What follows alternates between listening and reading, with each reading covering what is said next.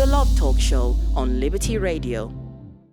In general, dating can be exhausting. This is especially with many having to navigate all the modern dating trends like ghosting, situationships, and trying to spot the green flag in a sea of red.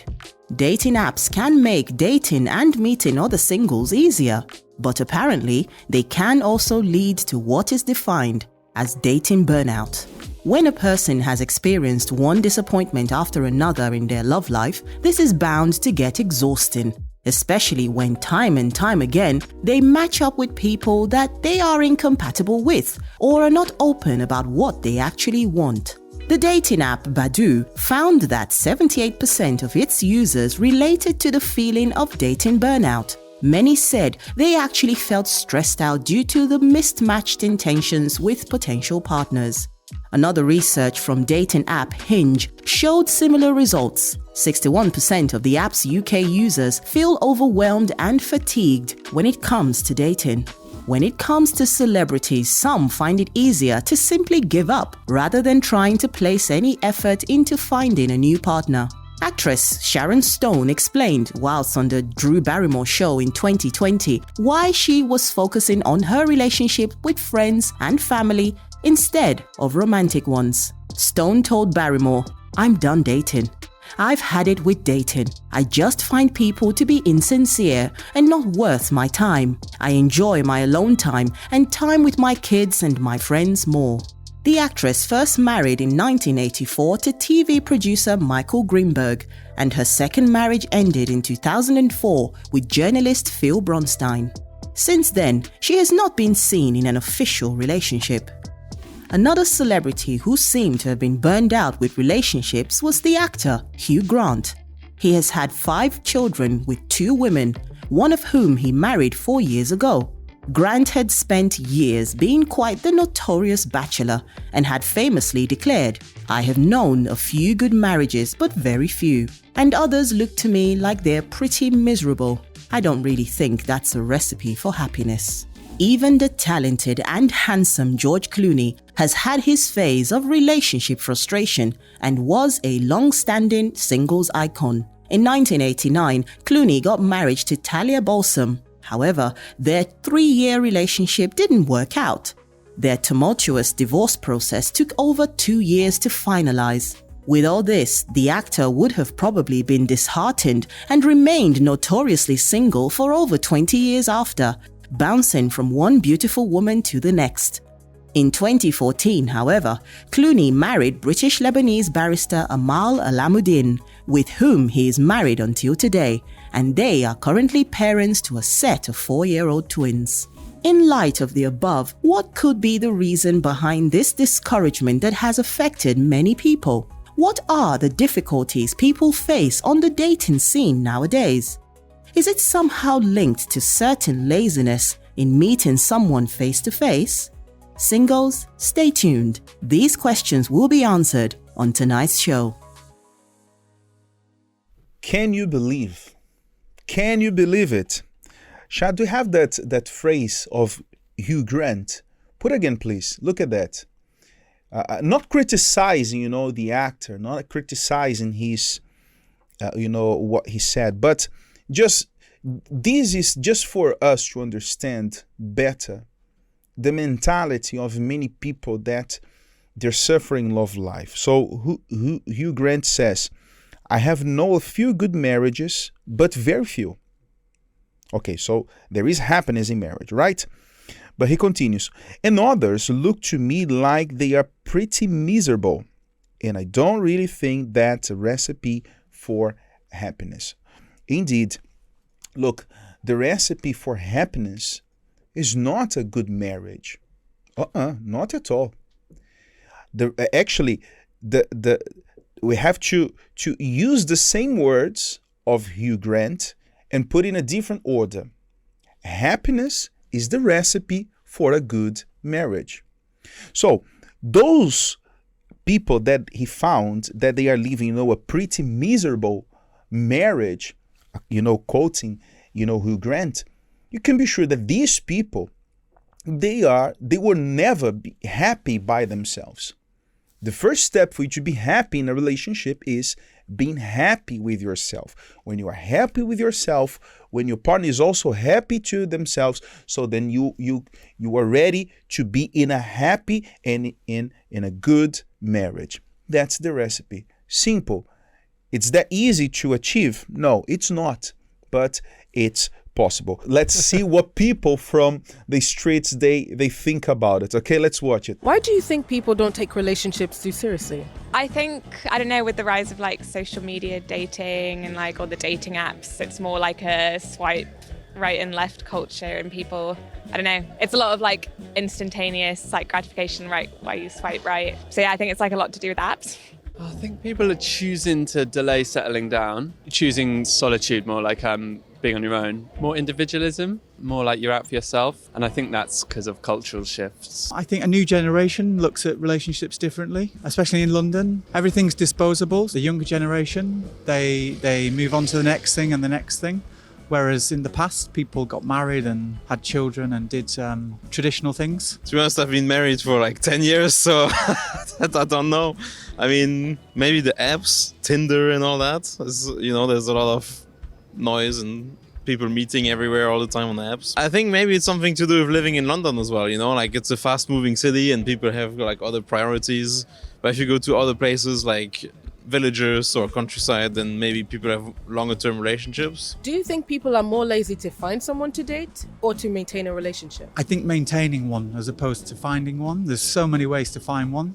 Dating apps are probably the biggest and most used way of dating. I don't know, I have a lot of friends that are like actively trying to find a relationship, but I think it takes two people, and like a lot of the time with boys, they they weren't putting in the effort in. They seemed like a lot less bothered about meeting up and like actually like trying. So I think it's more like maintaining instead of meeting people.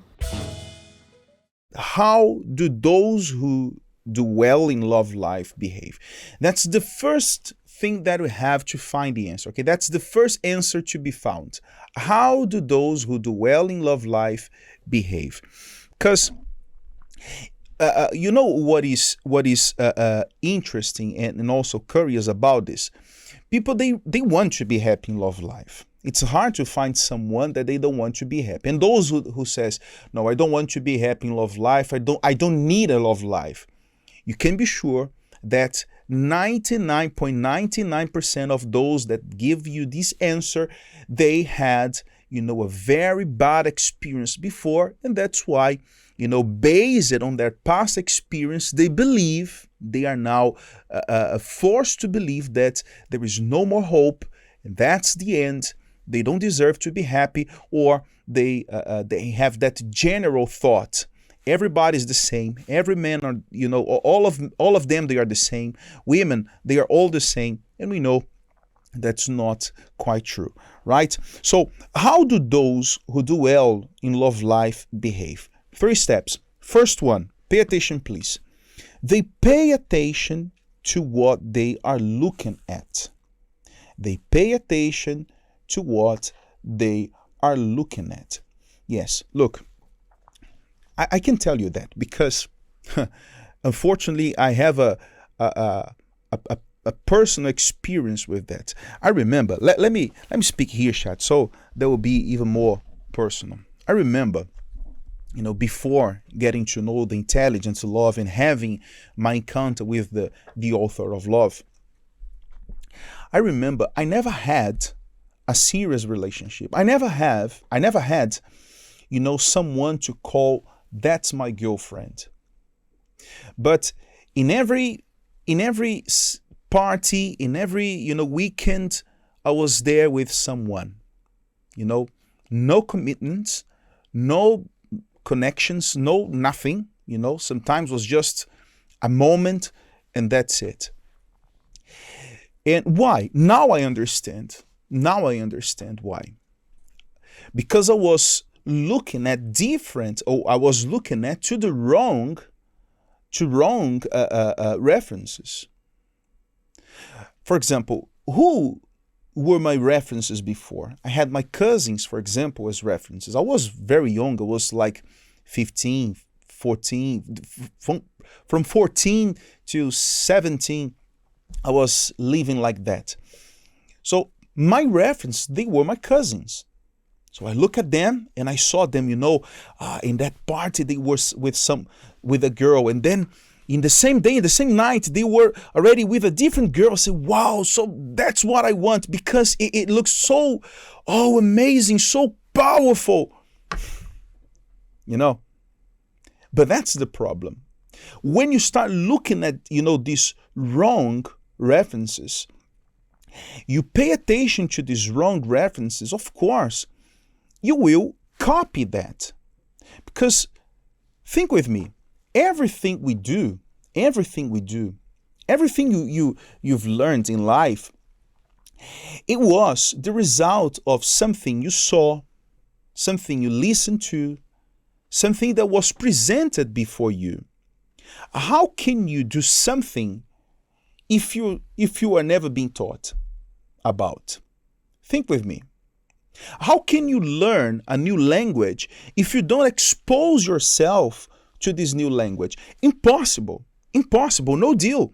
So if you just consider that, if this is what you're putting before your eyes, as we just showed here, this fantasy world of Hollywood, the celebrities, that they take those pictures, on the red carpet, full of glamour and being so, how can I say, famous and exposed to the whole world.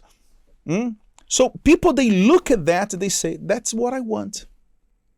Exactly like me, in my young age, looking at my cousins, look at my friends and say, okay, this is what I want. You can never learn something new if you are not being exposed to that. There are people that, for them, for example, it's quite natural to be unfaithful because they don't know what is to be faithful. There are people that they don't know how to be honest because they don't know what is to be honest. They are surrounded by lies and liars.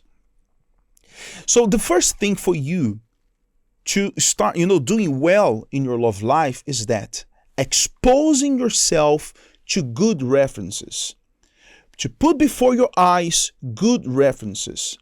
That's why we have the love therapy.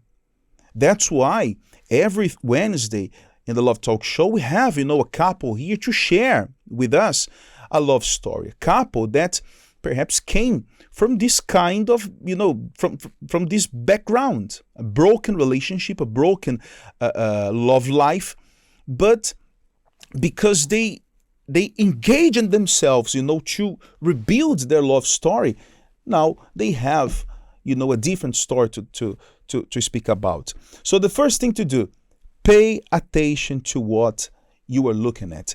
The second thing that those who are succeeding, those who are doing well in love life do is that, let's show now please, they pay attention to whoever they are socializing with.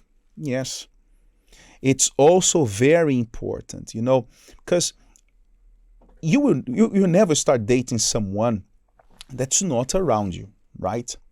Even if, a friend of yours come and speak about someone, it means that you have to be socializing with, people that you want, that potentially they can be, or they can refer you to someone that can be your future half, eternal half, or forever half, let's put this way, right? So imagine like that. You are surrounded by people that they are not faithful. They don't want to commit to a relationship. So how can you find someone there in that midst? Tell me, please. If you are, for example, you are single, but you are trying to find someone in those apps. Oh, I have here, the dating apps. I found here someone. It's a match. It's a match. Yes. It's a match, perhaps, is matching with you, perhaps because you have wrong references. And that's why people, they live, this very casual love life. And this casual love life will lead your heart to be broken over and over again. They invest in their love life they invest in their love life like in their career, or even more. Yes, how much time do you invest in your career? How much time? Perhaps you invested 4 years of your life studying, dedicated in a university in order to get your degree or diploma, right? And perhaps after these 4 years, you are still looking for an opportunity that matches to your qualifications. Yes, there are many people in this situation that they are doing something that is completely, not related to their formation. Let's put this way. But they did it. They invested 4 years of their lives studying, keeping the hope that one day they would, bear fruits of this investment. People that, for example, they have a financial target, buying their house, to buy a car, to buy a house, to make the travel of their dreams. So what do? They work, day and night. They work in 2 different jobs. They will, if necessary, they will make extra hours. They will work for night shifts in order to get more money. They will do whatever needs. They will do whatever cost in order to achieve their financial goals. People that, for example, they have a health goal. I have to lose some weight, so let me run in the park, let me do this, let me start a new diet. So they stop eating what they like, for a month, for months, for years, or perhaps they change completely their how can I say, daily life, their routine. Exactly, thank you, Shad. They will change completely their routine because they have this goal. I have to lose weight, I have to do this, I have to do that. So can you see, this is a very good determination. They're investing time because they want to have a better financial life. They want to have a better health. And what about your love life? Why don't you do the same? Why don't you invest time also in your love life? How many people that they say, I have to stop attending the love therapy because I have now a new job, or because I've got a new opportunity for me to work on Thursdays evening, or because I have to rest because next day I have to work a little more, I have to do this and that. I'm not saying that you should stop working. Please don't get me wrong, but I'm just inviting you to think about what you are doing, about your priorities. Because perhaps you are investing so much in your financial life, but when you look around, you are building an empire.